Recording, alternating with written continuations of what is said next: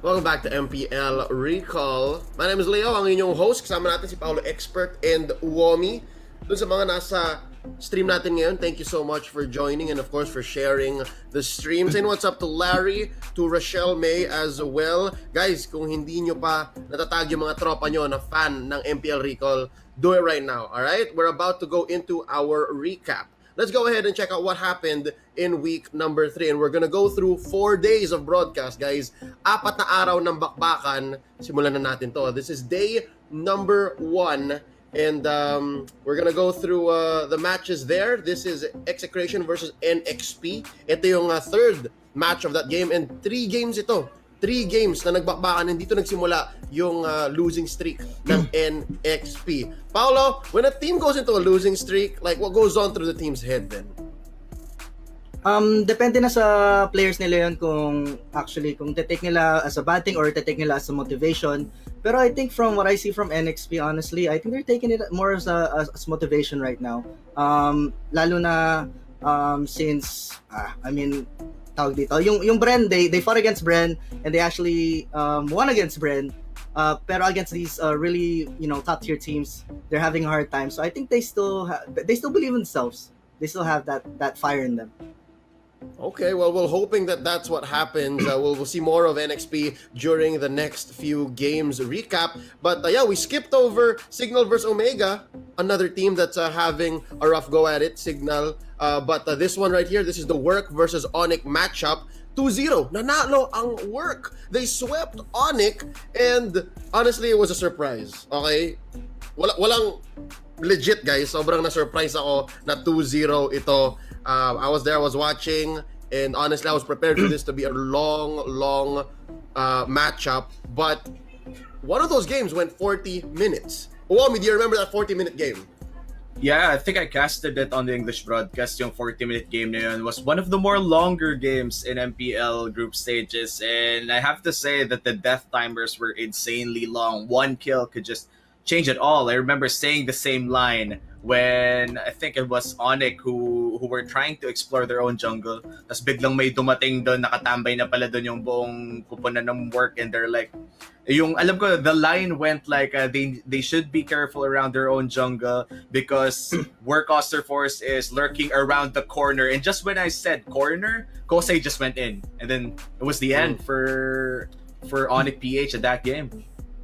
Death Bush. And again, first time nating ma-experience at makita yung bagong patch ni ML na when you go past 20 minutes, these death timers, they go haywire, all right? And it's not a bug. Insanely. Legit yun, guys. Tumatagal talaga. Let's check out day number 2 here for week number 3. And this is Aura versus Onyx, the El Clasico rematch. Again, tough week for Aura. For Onyx. Aura had actually a pretty good go. They were on a winning streak. Pero yung Onyx, man, they got swept 2 days in a row. And Paolo, I gotta ask you, man, how are you liking JP as tank? I would rather still have Reflection as tank, to be honest. Pero okay pa rin naman si JP na pinapakita na talaga na multi-role siya. But I still prefer Reflection for me at least. That's just my own opinion.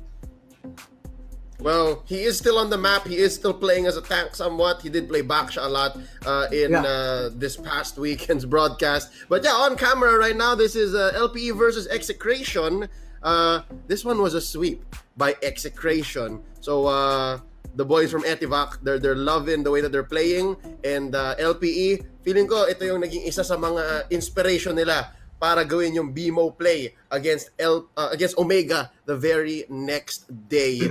And yeah, this is the finish right here. I think Kiel VJ really performed well. BMO on that Grok.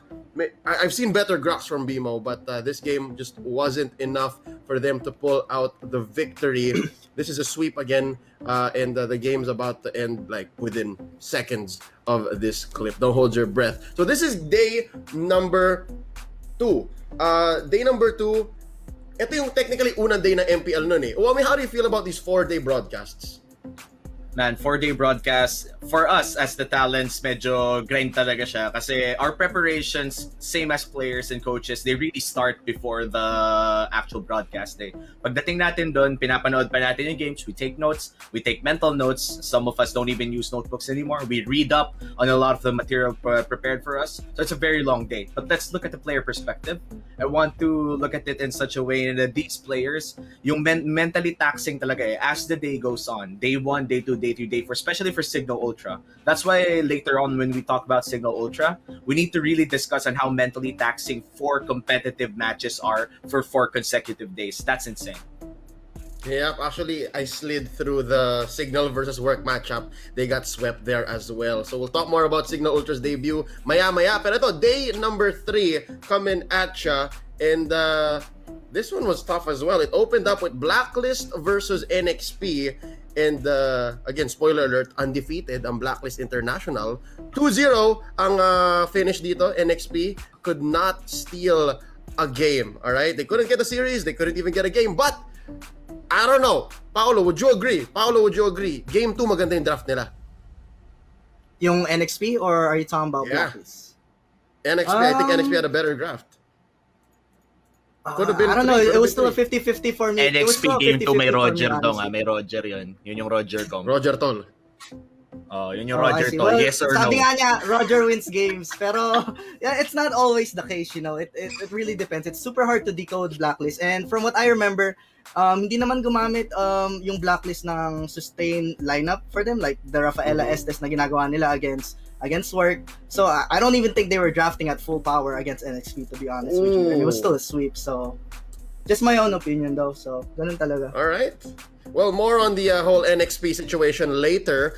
We saw Signal versus Bren play out. That was a tough one. Interesting. Doon lumabas ang 100% win rate alpha jungle ng Bren Esports. And then we closed up strong with the Omega versus LPE matchup that ended in an anticlimactic but just the same very epic fashion. Si Bimo na nang babackdoor tapos napilitan ang Omega sumagot but it was way too late. They won that one 1-2, 3 games. We're gonna check out day number 4 here. Day number 4 started with Work versus Blacklist and oh boy, ito pang championship Sunday talaga to eh. Almost, legit almost na-decode ng Work. But man, Blacklist, they're so strong, they're so good at punishing even the smallest mistakes and snowballing into a victory. This was a 3-game series, really could have gone either way, but Blacklist still took the day. A lot of great moments from both teams here, but just the same, man, just the same. Kudos where kudos are due.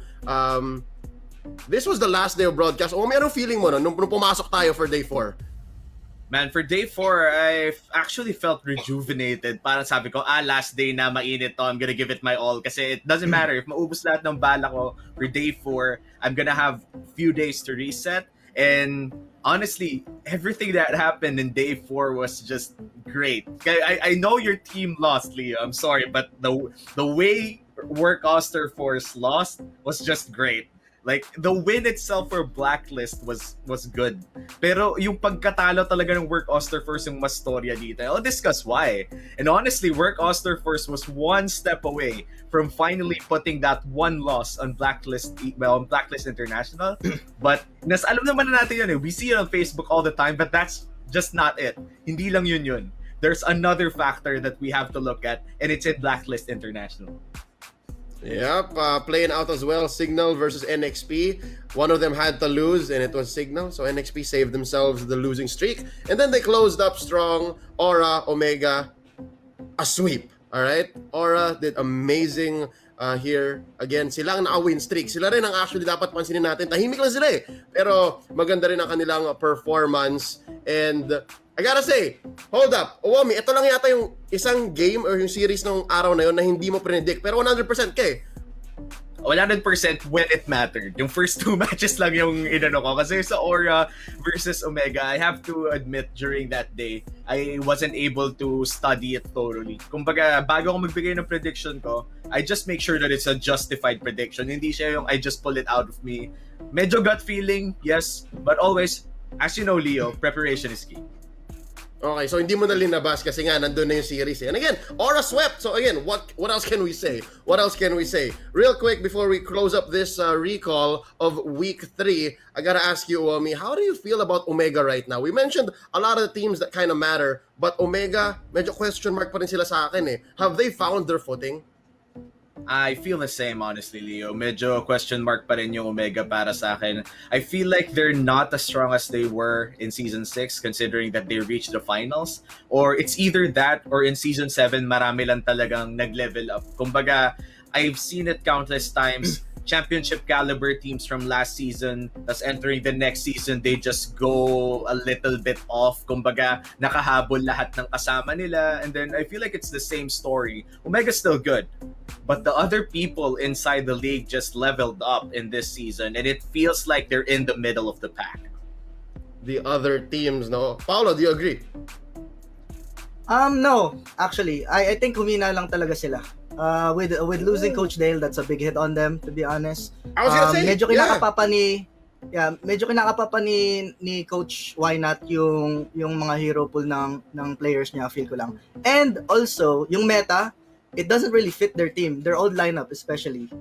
If you remember, si Heath part ng main 5 nila dati, pero since wala nang masyadong Johed okay pa lang naman, pero no fighters or solid tanks that are being played. It's mostly like supports, right, that are being played. Yeah. So ang ginawa nila, pinasok nila si Hayes kasi nga na multi-role si Hayes, he can play anything, honestly. And then they put Kurt TC on support.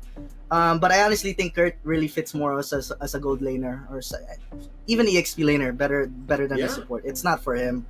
So kaya nahirapan ng Omega ngayon. I agree, man. In that front, I'll just add one more dimension. Parang ang dami nilang ina-adjust. Ang daming adjustment across the board for Omega, and they're just trying to catch up. Real quick, let's do some shout-outs. Say what's up to Miguel Ibay, Gian Arakayan, to Ron Ramirez, to MC Lizardo, and to Mark Andrew. I don't know if you've heard this, Paolo, but there's a comment saying H2O plus YOLO equals Paolo expert. Si H2O narinig ko na, pero si YOLO, I don't think I look Maybe like it's the coach YOLO. thing. Maybe it's the coach part. Maybe. All right, I'll take Maybe that as a it is. compliment. Thank you so much. Thank you so much, Mark. All right, so we are gonna go on a quick break. Sa pagbabalik, pag-uusapan natin ang winning streak ng Blacklist. They remain undefeated, and there's a few ingredients that we gotta talk about as to why they're so successful and how they came so close to defeat. You're watching MPL Recall. Magbabalik kami. Don't go anywhere.